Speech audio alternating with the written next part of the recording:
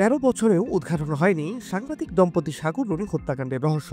এই 13 বছরে সাংবাদিক দম্পতি সাগর রুনি হত্যা মামলার তদন্ত প্রতিবেদন জমা দেওয়ার তারিখ পিছিয়েছে 115 বার। আগামী 2 মার্চ আবারও এই হত্যা মামলার তদন্ত প্রতিবেদন দাখিলের তারিখ ধার্য করেছেন ঢাকার একটি আদালত।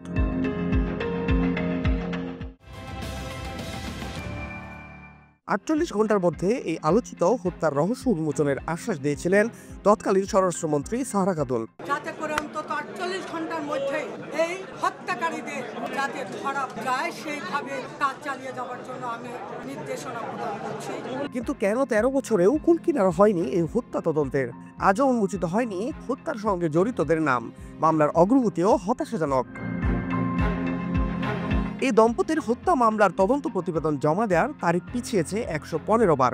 দীর্ঘ এই সময়ে আলোচিত মামলাটির তদন্ত প্রতিবেদনে জমা হয়নি। এই হত্যাকাণ্ডের সঠিক তদন্ত ও বিচার এখনও দুরাশায় পর্যবসিত। তদন্ত সংস্থা বদল হয়েছে 4 বার। সবশেষে পিবিআই প্রধানকে আহ্বায়ক করে গঠিত হয়েছে উচ্চ ক্ষমতার টাস্ক ফোর্স।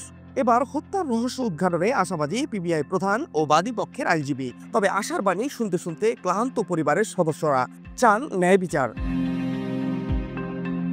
2012 সালের এই দিনে অর্থাৎ 11 ফেব্রুয়ারি ভোর রাতে রাজধানীর পশ্চিম রাজাবাজারের বাসায় নৃশংসভাবে খুন হন সাগর সারোয়ার ও মেহরুন রুনি। সে সময় তাদের বাসায় ছিল তাদের একমাত্র সন্তান মেঘ। পুলিশ র্যাবের হাত ঘুরে বর্তমানের মামলার তদন্ত পেয়েছে পিবিআই। তবে মামলার তদন্ত শেষের বিষয়ে এখনই কিছু বলতে পারছে না তদন্ত সংশ্লিষ্টরা, যদিও যথাযথ সময়ে প্রতিবেদন দাখিলের কথা জানিয়েছে তদন্ত সংস্থাটি। ফাহাদ শাহরিয়ার, বাংলা ফ্লো।